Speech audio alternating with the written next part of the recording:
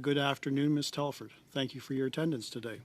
Has CSIS warned the Prime Minister, his staff, his party, or anyone else that any member of his current caucus or cabinet may be part of a foreign interference network, yes or no?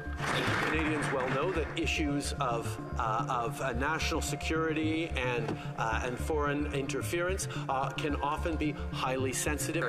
Whatever it is that he's hiding, it must be bad. It must be really bad.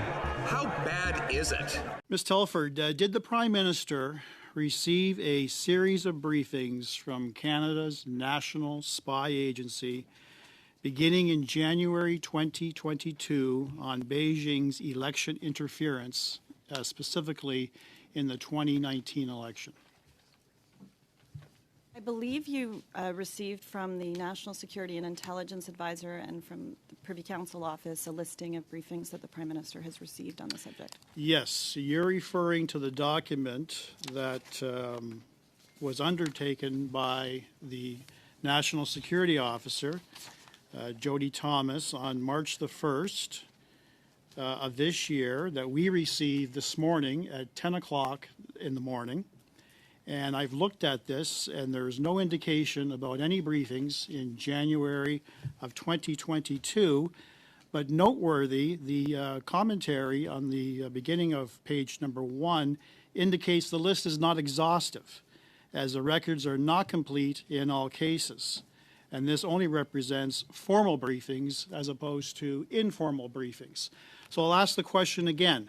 Did the Prime Minister receive a series of briefings beginning in January 2022 on Beijing's election interference in the 2019 election? Yes or no?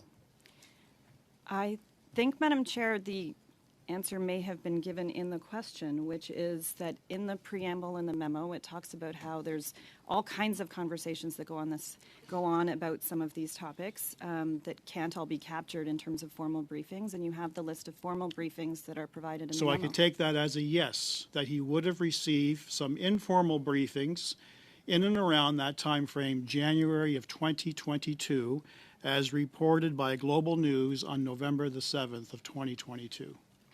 I can't speak specifically to what was discussed in briefings over the course of those months and whether it was related to what was in the reporting. Again, Ms. Telford, I'm not asking for specifics. I'm asking you to confirm that it's more than likely, in fact, it did happen, that he would have received briefings along those lines in January of 2022, notwithstanding that it's not repeated in this particular document that we got today.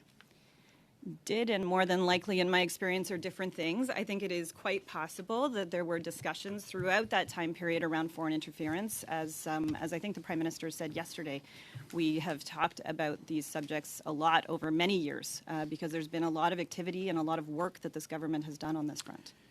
And the Prime Minister was briefed on China's Toronto consulate directing a large clandestine transfer of funds to at least 11 federal election candidates and numerous Beijing operatives who worked as their campaign staffers. That was the subject matter of those series of briefings in January of 2022. Are you confirming that? No, Madam Speaker, I can't, unfortunately, I can't provide information about what I have or have not been briefed on in an intelligence setting or in a public setting about intelligence. But what I can remind the members through you, Madam Chair, of is what the NSIA said when she was here, actually on March 1st at this very committee, and she said the connection that was being made between 11 candidates and funds that you're describing, that was inaccurate. If this was completely inaccurate, if this story of Global News on November the 7th was completely inaccurate, you would have said so, your Prime Minister would have said so, your members of Cabinet would have said so. So I'm asking you specifically, apart from the issue of clandestine transfers to 11 candidates, the other subject matter of those briefings, is that false? Is that inaccurate in any way? I'm sorry, you might have to clarify the question, Madam Chair. You've highlighted that there was an issue with respect to the Prime Minister never receiving any information respect to the transfer of monies to specific candidates. Mm-hmm. I'm talking about the broader description of evidence and intelligence that was shared with the Prime Minister in a series of briefings in January 2022, as reported by Global News. Is that inaccurate? So, Madam Speaker, I can't speak to the reporting that Global News spoke about. I can speak to my experience, which is that there have been a lot of conversations over many years. It's why all the different mechanisms that I outlined were put in place leading into the 2019 election and the 2021 election. There were further steps taken in between those two elections. Thank you. Did the Privy Council Office prepare a document entitled Special Report, date stamped January 2022? Yes or no? I can't speak to that Why? because I'm not sure what document you're referencing. If you can give me some more information, I probably still won't be able to confirm whether or not it's something I saw, but I'd be happy to try. It was reported in the Global News of March the 8th. It was reviewed by Sam Cooper, the reporter. It was date stamped and finalized, suggesting it was intended to be read by the Prime Minister and senior aides, including yourself. It was derived from 100 CSIS reports from investigations beginning in January 2019 and produced by the Intelligence Assessment Secretariat, a division of the PCO.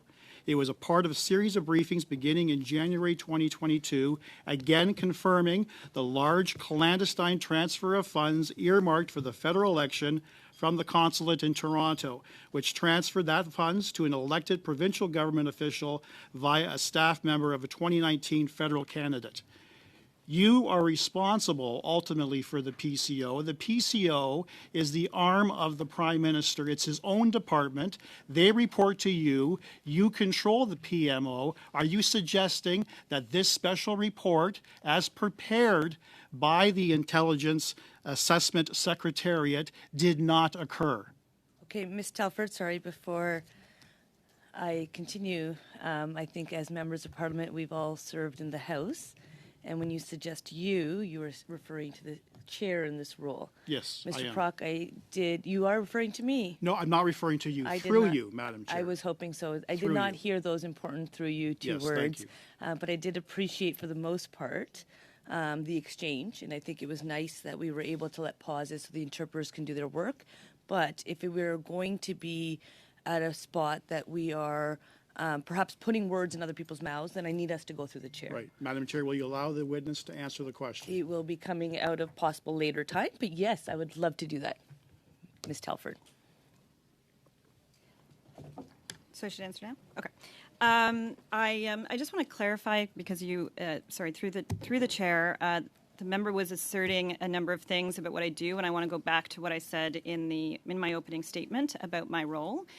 The Privy Council Office does not report to me. I manage the Prime Minister's office. I do, however, work very closely with the Privy Council Office, and there's some extraordinary public servants in there, including one who reports directly to the Prime Minister, the National Security and Intelligence Advisor. And I want to remind the room again, Madam Chair, of what she said, which was that the connection that was being made between the 11 candidates and essentially much of what you're saying there was inaccurate.